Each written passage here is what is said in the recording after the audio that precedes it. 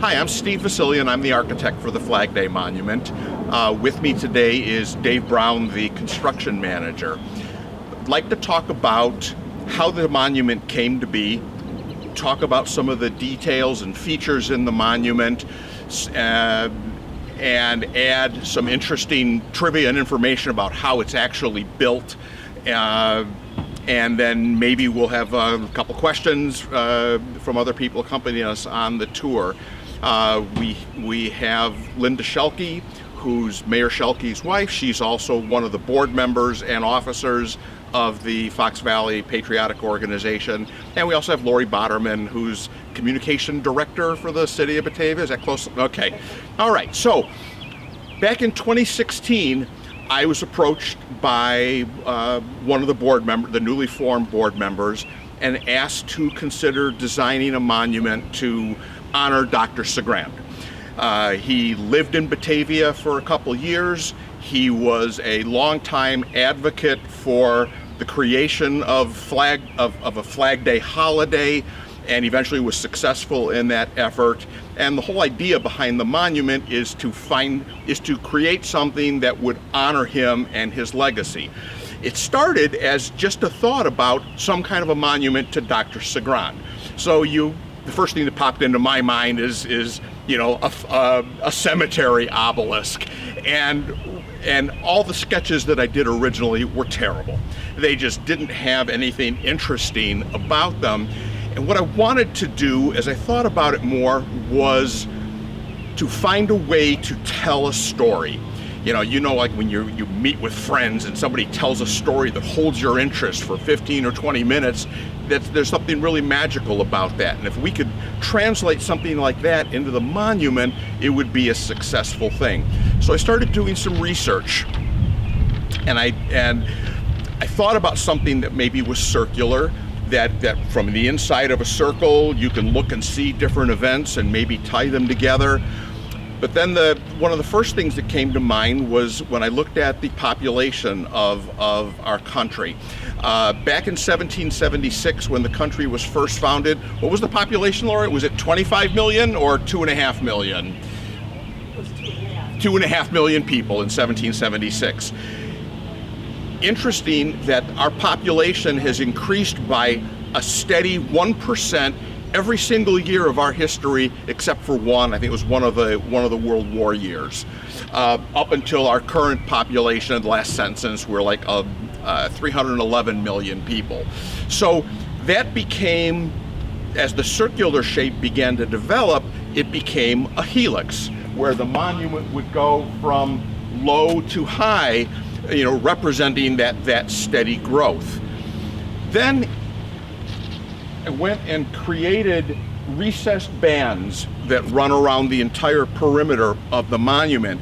And the concept would be that in there would be colored tile. And each tile would represent 1 year of our country's history.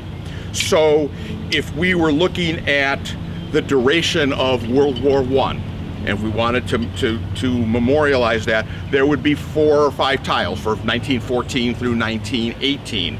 And then there would be a plaque that goes with it. So somebody could see that okay, that's the duration it lasted. There's a plaque with a QR code so that they could do a deeper dive if they were interested. The way our flag works is every time a new state is added, there has to be a star added to the flag. And so we have had 28 flags throughout our country's history.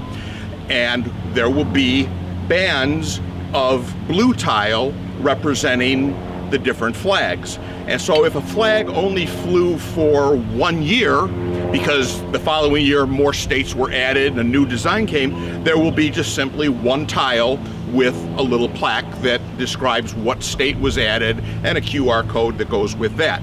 But we haven't added any states since 1959, so we're looking at 60 years for the most recent flag, and there will be a band 60 tile long that represents that.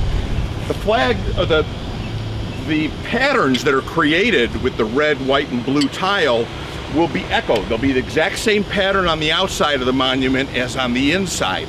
But on the outside, it will look like just a random piece of art.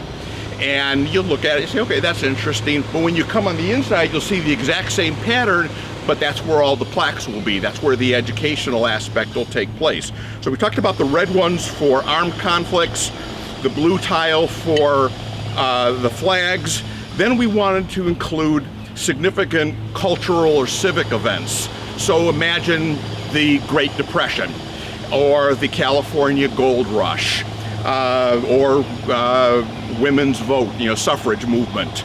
All of those events will be commemorated with white tile bands, and they will have plaques. And we had a committee of volunteers that spent countless hours sifting through all the potential inclusions for cultural events and then whittling them down to 30 or 40 that we thought was most significant in relation to the US flag. Because the whole idea of this is we want to find a way to tell the story of how the flag is intertwined with our nation's history.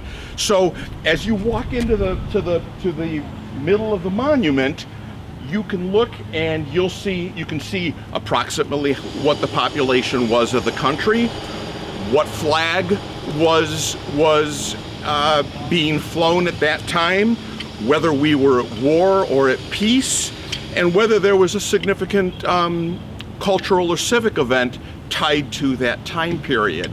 And that's when I started getting excited, because now we're weaving all of these things into a cohesive display or monument.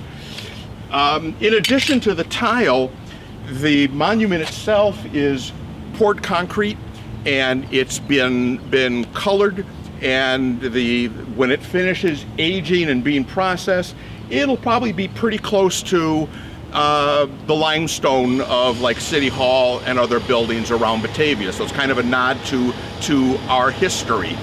There's also going to be granite pavers that will line parts of the walkway, and we'll talk about that in just a minute. There are also going to be 5 obelisks around the perimeter of the monument, and they serve a dual purpose. One is we've got a very tall flagpole that's going to be in the center, and we need to illuminate it. So at the tops of each of these obelisks, there's recessed lighting that shines up to illuminate the flag. Our goal is that lighting will be dimmable if it works out budget-wise for us to do so, so it'll give us a little bit of control. Those obelisks will all be clad in granite. They will also commemorate 5 iconic flag events. First and foremost, at the center, because we're standing right now at the entry to the monument, there'll be an information kiosk right here at the entryway. And so the first thing that you'll see is the obelisk that's dedicated to Dr. Segran. Tells a little bit about his story, of where he came from, his contributions, and we'll have a photo of him. Then as we move around, and I know that all these events, you go, oh yeah, of course.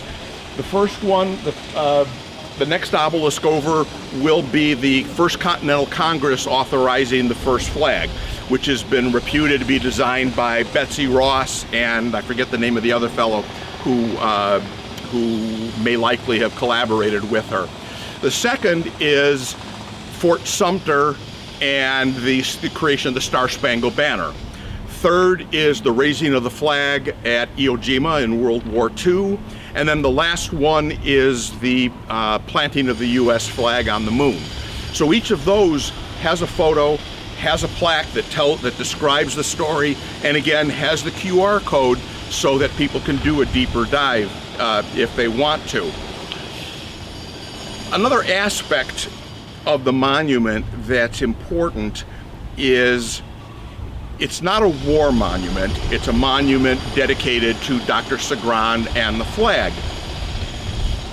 But it's not a stretch by any means to consider the men and women who have fought to preserve our liberties, which are represented by the flag.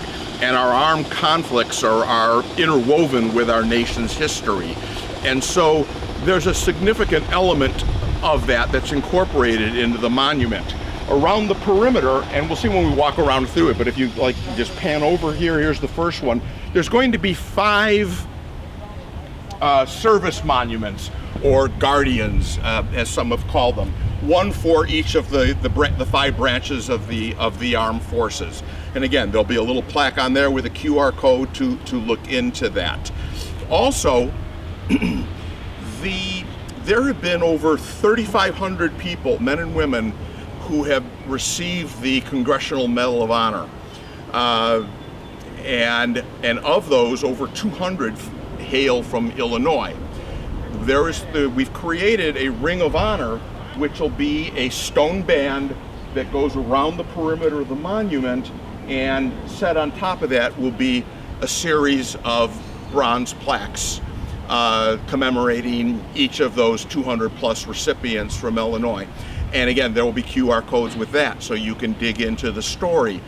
And one of the things that I'm hoping is, you know, imagine you're a 10 or 12-year-old kid and you're walking around and you're looking at the Medal of Honor recipients, and you run across 20 or 30 plaques, all with the exact same date on them.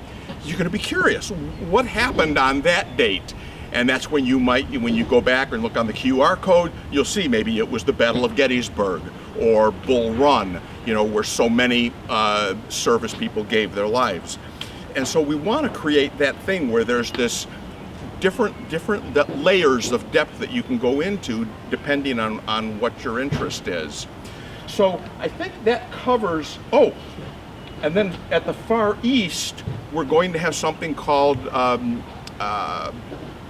Sundial Learning Center. We've incorporated aspects of science into the monument. For example, we're using the flagpole as a sundial, something that's been done for eons. You know, we all know of the Aztecs and the Mayans and the Romans and so on, who all had sundials and perfected the art of telling time and marking calendars. So we've incorporated that into the monument so that the shadow that's created from the flagpole, as it works its way across the sky, you get on November 22nd, 12:30 in the afternoon. The end of that shadow will pass directly across a little plaque commemorating John Kennedy's assassination. And of course there's a science to that, and so we want to create a little sundial learning center where there'll be a scaled down 6 foot tall stainless steel element, and we'll show things like how and when the equinoxes occur or the solstices. We'll talk about the pattern that if you go out at the same time every day for a year and put a little mark in the concrete, you will find that it creates an infinity symbol. And the reason it's this shape as opposed to an oval is because the Earth is tilted and it wobbles in its orbit, and most of us don't know that. So components like that will be a part of this. So you'll see it in the flagpole as a whole, and you'll see it in the Learning Center. So I think that covers all the aspects of the design. So maybe we'll take a quick walk around and talk about and show you what each of the features are. So if we step toward the center, and again, watch your step. We've got conduit and changes of elevation. And as you come toward the center, and I encourage each of you to do that, is to talk as you come toward the center, and you'll see that as you get to the center, your voice reverberates back. And it's because the sound waves that your voice creates radiates out in all directions to an equidistant surface and comes back to you all at the same time. And so what I like about that is if we've got a kindergarten class, you know, with the teacher trying to control 25 kindergartners, or a group of seniors or veterans come out here, the tour guide isn't going to have to worry about amplification because the natural design of this is going to aid them. What you see as you look around here is we're going to have granite inserts set into the stone that imagine they're like tick marks on your watch. And they are going to represent 36-year increments in our country's history, starting at the low point of 1776 and working its way around from there. And again, that goes with the whole idea of the population increase and also where the bands of tile occur for each event. So if you go to 1944, you will see where it is in the band. You'll see World War II, you'll see what flag is being flown, and any other events that might have been occurring that tie in there.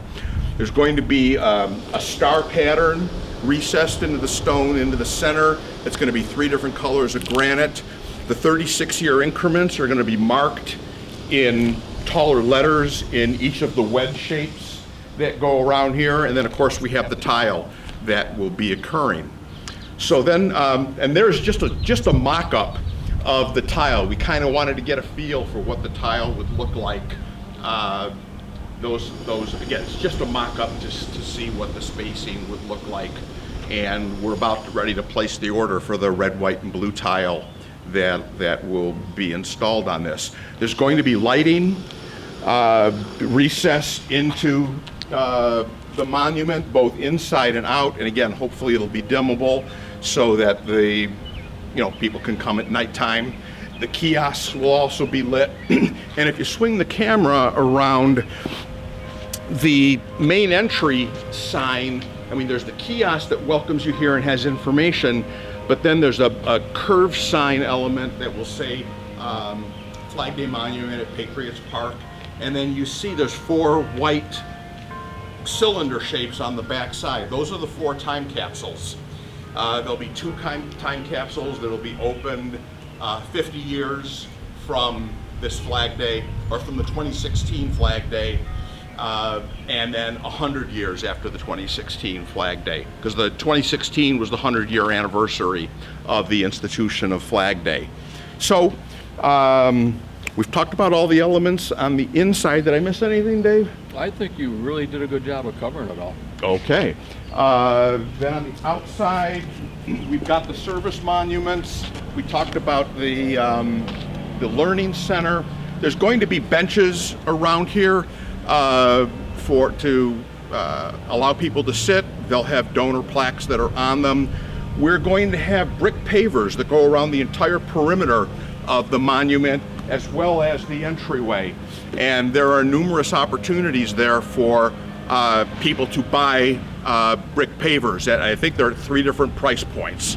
And Linda Schielke, at the end of this tour, is going to talk about where you can access those and purchase them and stuff. So that's another thing. So then, that's all fine because it's a pretty picture and it's an interesting design.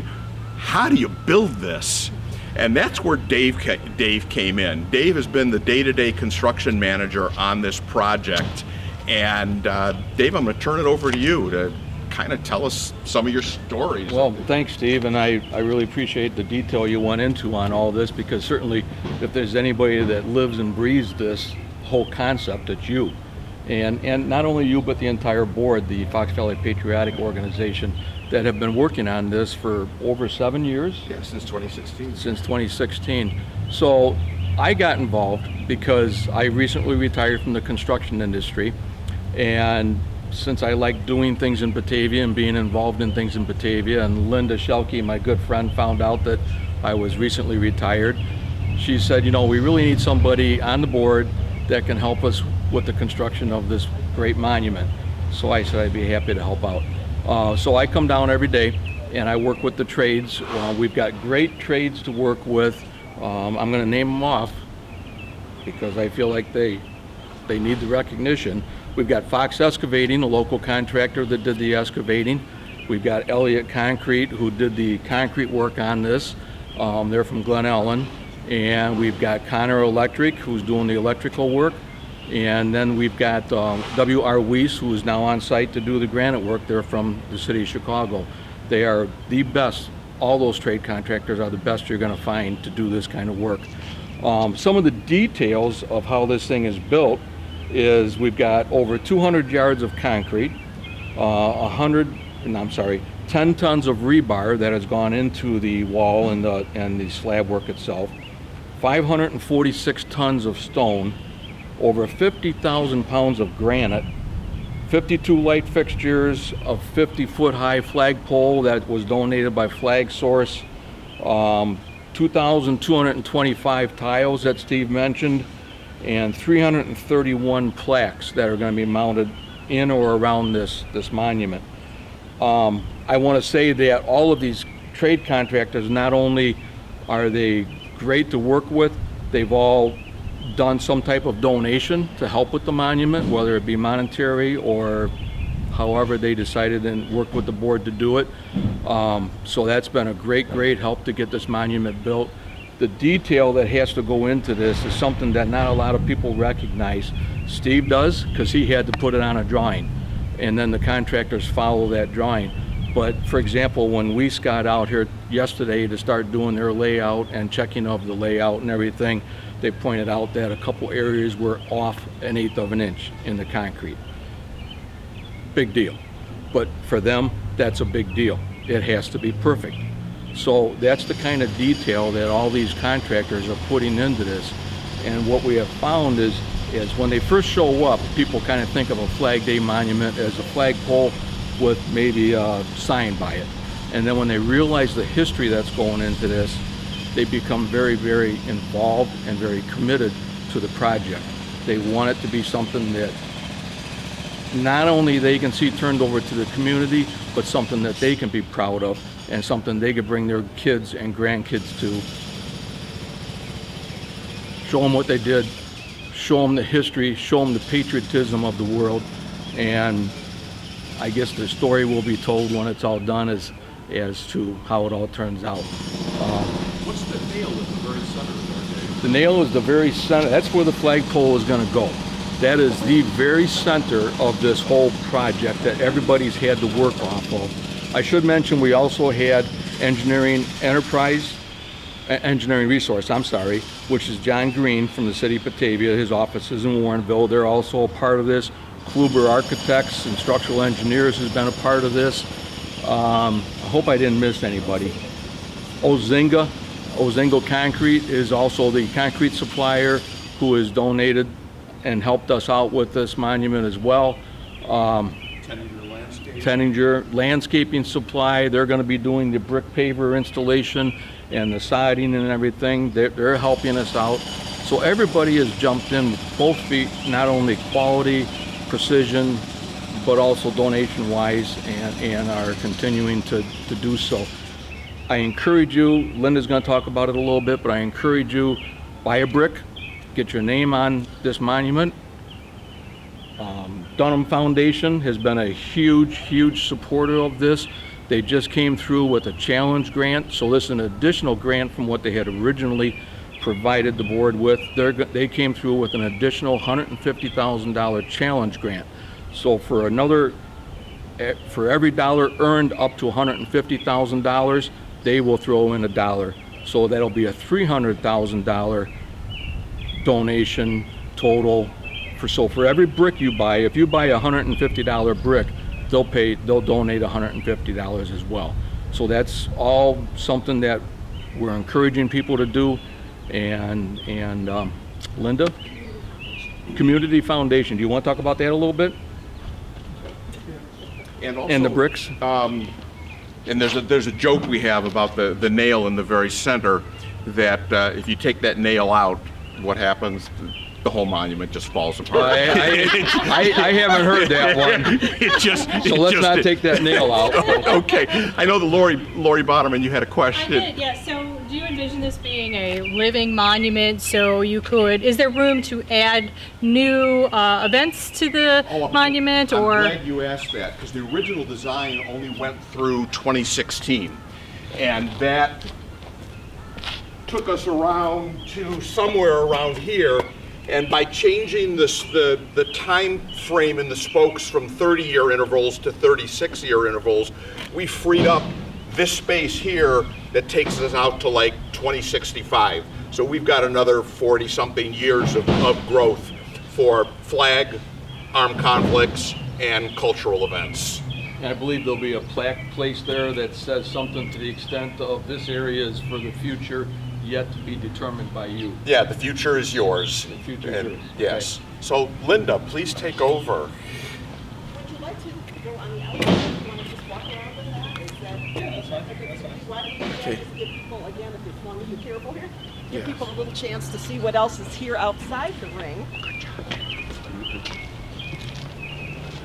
This entire area here between the Peg Bond Center and the City Hall is going to be referred to from now on as Patriots Park.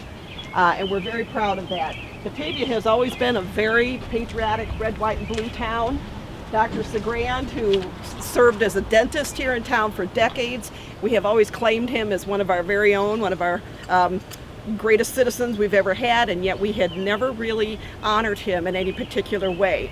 And his whole purpose was not recognition for himself, but to be able to continue to teach the importance of the flag to this country and to generations to come. He started out as a school teacher in Wabaka, Wisconsin, and he was credited with having the very first student program dedicated to the American flag.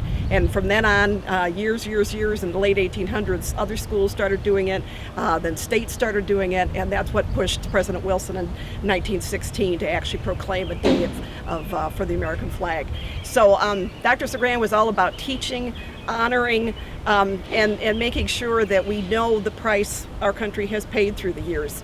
And that the flag is just the symbol, that's the banner that says this is who we are as a country. And that American flag banner means a whole lot to the world, not just to the United States.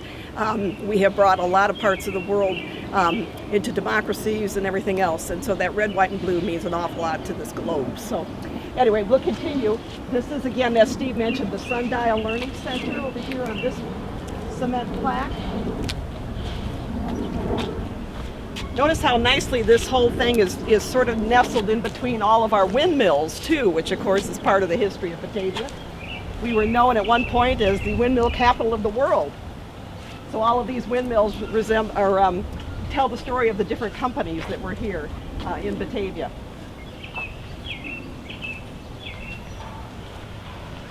And if you're watching this, what you're realizing is this monument is a whole lot more than a flagpole and a piece of granite that says, "Thanks, Dr. Segrand." This really is a monument. It's almost like its own little village here, where you get to walk in to this entire helix, which really gives you so much background as to what the flag means and all that it's been through, and the many things yet to come. You can kind of see the cement areas where the benches will be going, the taupe cement areas, which are all the dedications to the armed forces. We hope someday we might have a fountain that'll be here also, but right now we have such beautiful trees that we are not going to dig into the ground and hurt the root structures of the trees, but maybe someday we can have a bubbler and some fountains here too.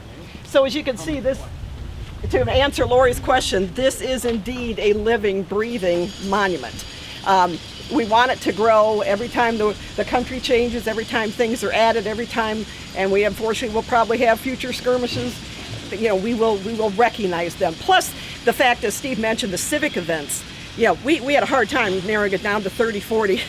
But as visitors come to this monument and weigh in and say, here's my case for why this event should be on this, I can see an awful lot of growth happening over time, which means that people will continue to have opportunities to have their impact on this monument. This was a small group of people that created this, that have put this together, been fundraising our little hearts out for 7 years. Thank you to all of you who have come to our flags and flannel events, and to our golf events, and to our clay shooting events, and we can't thank you enough. And to the Dena Foundation, the Community Foundation, Batavia Enterprises, all the groups that have donated so very much to make this possible. Okay, by early this fall, this will be the completed monument. So it gives you an idea of how everything Steve and Dave have just been explaining, how it's all going to come together. Beautiful with the night lighting.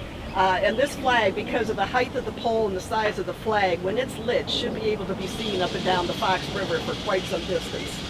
But here it shows you basically where all the benches, the armed forces, markers, the outside ring of honor, all of that comes together in this picture. And a really important piece of information is that flagdaymonument.com website.